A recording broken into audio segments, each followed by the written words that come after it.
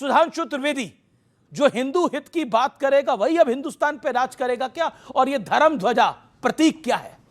देखिए, धर्म ध्वजा उस धर्म का प्रतीक है, वह धर्म जिसने भारत को धारण कर रखा है, संपूर्ण संसार को धारण कर रखा है। धर्म की परिभाषा ध धातु से है। देखिए, समझना चाहिए, हमारे यहां संस्कृत में एक एक शब्द का बड़ा गहरा अर्थ है। धा धातु का अर्थ होता धारण करना, धैर्य शब्द इसी से है, धरती शब्द इसी से है, धारण शब्द इसी से है, और धर्म भी इसी से, जिसे कहते हैं धारयात इति धर्मा। वह तत्व जिसने संपूर्ण संसार को, ब्रह्मांड को धारण किया हुआ है, वह धर्म है। और उसकी ध्वजा जो है, जो आपको उन कर्तव्यों का ध्यान दिलाती है जो इस संसार को चलाए रखने के लिए आवश्यक है। इसीलिए उस ध्वजा में क्या है? सूर्य है, ओम है, यानी एटर्नल वॉइस। सूर्य ऊर्जा का प्रतीक है, और कोविदार का वृक्ष है जो प्रकृति का प्रतीक है। और रंग क्या है? भगवा।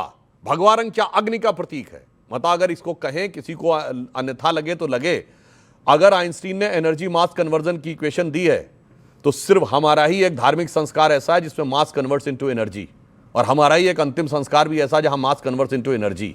तो ये जो भगवा रंग है वो एनर्जी मास कन्वर्जन की उस एनर्जी का प्रतीक है।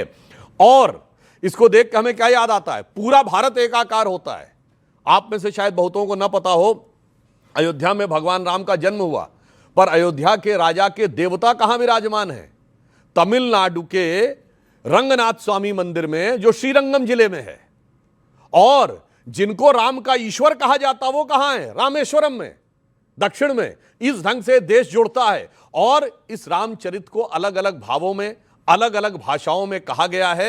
अगर बंगला में कृतिवास रामायण है, तो अगर आप देखें तो मलयालम में तमिल रामायण है, तो तमिल में कंब रामायण, कंबन रामायण है। मराठी में एकनाथ रामायण है। तो गुरु गोविंद सिंह जी गुरुमुखी में रामावतार लिखा है। और हिंदी में तुलसीदास जी ने रामचरितमानस लिखा है। और फिर कंबोडिया, थाईलैंड से जेके रामाकिन तो छोड़िए, और एक मैं कहना चाहूंगा, जाके अभी चेक कर लीजिएगा, monkey God of Honduras. Honduras एक दृश्य है, एक छोटा सा देश है अमेरिका में, उसमें एक मंकी गॉड की फोटो, और फोटो जानते कैसी है? घुटने के बल और गदा भी लिए हुए। तो बताने की जरूरत नहीं कि वो कौन है। तो मैं सिर्फ एक पंक्ति में कहूंगा, हम लोग जब बचपन में थे और राम मंदिर का आंदोलन था, तो आज ध्वजा देख के जो मन में भाव उत्पन्न होता है, तब हम लोग कहते थे ये राम तो जन जन में व्याप्त है। तो हम कहते थे, जन जन के मन में राम रमे, और प्राण प्राण में सीता है। हर हृदय की धड़कन रामायण, पग पग पर बनी पुनीता है। यदि राम नहीं है श्वासों में, तो प्राणों का घट रीता है। तो नरनाहर श्री पुरुषोत्तम का हम मंदिर भव्य बनाएंगे। सौगंध राम की खाते हैं हम, मंदिर वही बनाएंगे। राजकुमार भाटी, उदयवीर सिंह, अवधेश प्रसाद, जितेंद्र दोरे, मेरे पास लिस्ट लंबी है, रविदास मेहरोत्रा, और मेरे पास लिस्ट लंबी है। उदयवीर सिंह कहते हैं, जो कि समाजवादी पार्टी के वरिष्ठ प्रवक्ता हैं, वो कहते हैं कि भारतीय जनता पार्टी धार्मिक आयोजन को हमेशा राजनीति के चश्मे से देखती है। भारतीय जनता पार्टी का काम धार्मिक आयोजनों में राजनीति ढूंढना है और कुछ नहीं है। बीजेपी हर चीज को पॉलिटिकल इवेंट कर लेती है। इसमें पॉलिटिकल इवेंट क्या है धर्म ध्वजा के अंदर? आप तो हो गए, 2 साल हो गए मंदिर बने हुए, आप गए नहीं अभी तक दर्शन करने के लिए। अखिलेश जी, मेरा तात्पर्य है, राम भारतीय जनमानस के नायक हैं, बिल्कुल, भारतीय संस्कृति के ध्वजवाहक हैं, भारतीय धर्म और भारतीय साहित्य के मुख्य पात्र हैं। राम के ऊपर जितना साहित्य लिखा गया दुनिया में किसी दूसरे पात्र के ऊपर नहीं लिखा गया।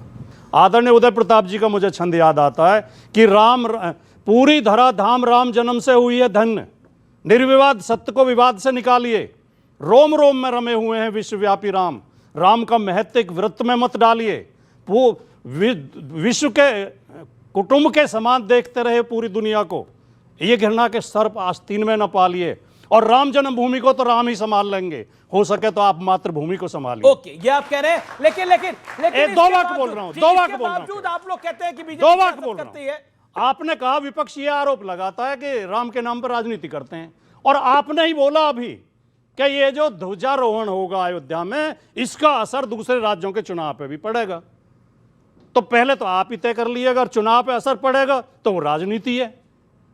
राम जिसकी आस्था के प्रतीक, देखिए राम मंदिर से हमें कुछ आप राम के बारे में कह रहे हैं, श्री रामचरितमानस पर आपकी पार्टी के नेताओं ने क्या क्या बयान दिए, मैं बोलता हूं, मुझे बताने की आवश्यकता नहीं है। राम दुनिया के पहले समाजवादी थे। जो समाजवाद के सिद्धांत हैं वो सारे राम के आदर्शों में मिलते हैं। राम गरीब के, कमजोर के हिमायती थे। राम ने सबरी को गले लगाया, राम ने निषाद को गले लगाया, राम ने आदिवासियों को, वनवासियों को लेकर सेना बनाई। और जो उस समय का दुनिया का सबसे ताकतवर और तानाशाह आदमी था रावण, उसे हराया जाके गरीबों के बल पे। यही समाजवाद है। इन्होंने रोम रोम के राम की बात कही तो मुझे याद आ गया, राम मंदिर आंदोलन के समय हम लोग कहते थे रोम रोम में रामा है राम का पवित्र नाम, राम का ललाम धाम कैसे भूल जाएंगे, और जन्मभूमि को अनेक बार दे चुके हैं रक्त, वक्त जो पड़ा तो रक्त और भी चढ़ाएंगे। फिर हम गीत क्या गाते थे, हम कहते थे ये तन प्रभु राम का, मन प्रभु राम का, तो हर क्षण बोलिए जय श्री राम की। आस प्रभु राम की, श्वास प्रभु राम की, तो हर क्षण बोलिए जय श्री राम की। लोक पर लोक यही यही मोक्ष धाम है, तो हर क्षण बोलिए जय श्री राम की। फिर हम कहते थे और शासन चलाए चाहे सीने पर गोलियां, परवाह नहीं कीजिए शरीर और प्राण की, और आए आपदाएं विपदाएं भले कितनी, बनाएंगे हम मंदिर सौगंध श्री राम की। ओके, देखिए इन्होंने सौगंध खाई और मंदिर वही बनाया। शोएब भाई आपकी बारी है और सीधा आपके पास आता हूं मैं। जो हिंदू हित की बात करेगा वही राज करेगा।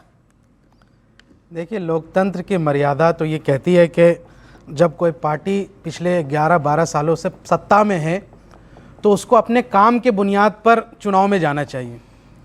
भारतीय जनता पार्टी अगर इतने साल केंद्र में सत्ता के होने के बावजूद अपने काम नहीं गिना पाती है, और काम उनका एजेंडा नहीं है, मसलन जो आपकी डेवलपमेंट है, युवाओं के रोज़गार का मसला है, बच्चों के भविष्य का है, हेल्थ इंफ्रास्ट्रक्चर है, रोड इंफ्रास्ट्रक्चर है, कॉलेज एंड यूनिवर्सिटी का इंफ्रास्ट्रक्चर है, अगर वो आपका मेन एजेंडा नहीं है तो आप युवाओं के साथ, यहाँ बैठे बच्चों के साथ धोखा कर रहे हैं।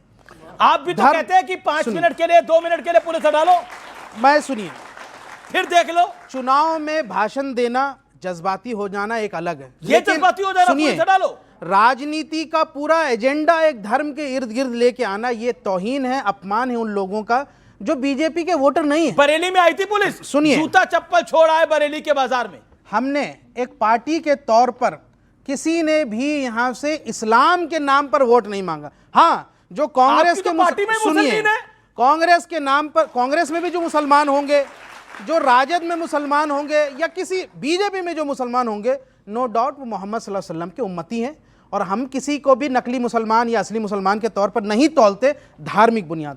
राजनीतिक आइडियोलॉजिकल हमारी डिफरेंसेस होगी, उनसे लड़ाई होगी। चूंकि बात हो रही धर्म की, तो मैं बता दूं, बिल्कुल आप भगवान राम को मानते, अच्छी बात, और यहाँ से आप बिल्कुल उसका मैं आदर करता हूँ, सम्मान, लेकिन भारतीय जनता पार्टी के जो कर्म कांड हैं वो रावणों जैसे हैं। ओके, कर्म कांड कैसे मैं बता देता हूँ। रेवन्ना, प्रज्वल रेवन्ना, हजारों महिलाओं के बलात्कार का आरोपी, उसको यहाँ से प्रताड़ित करने वाला, उनको प्रधानमंत्री जी ने जाके सपोर्ट किया तो कहा था उसके लिए वोट मांगे, ठीक है।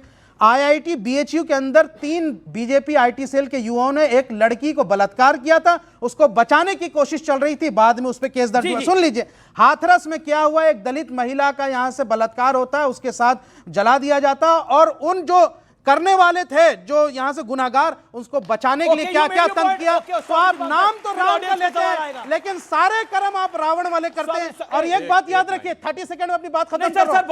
30 सेकंड, रावण भी भगवान गेस्ट आएगा अगले 1 मिनट के अंदर। सुनिए, मानता था ना, वो भी बहुत कर्म कांड कराता था, मैंने भाटी जी से ही सुना है, बहुत धार्मिक और ज्ञानी था वो, आर्ट्स और साइंस का सब कुछ नॉलेज था। लेकिन आज भारत के लोग उससे इसलिए नफरत करते हैं, उसका पुतला इसलिए जलाया जाता है क्योंकि वो महिलाओं का अपमान करने वाला था, वो पापी था। अगर बीजेपी यहां से मानती है अपना, यहां से भगवान राम को, तो तमाम बीजेपी के पापियों को निकालिए जो महिलाओं का यहां से अपमान करते हैं, उनका बलात्कार।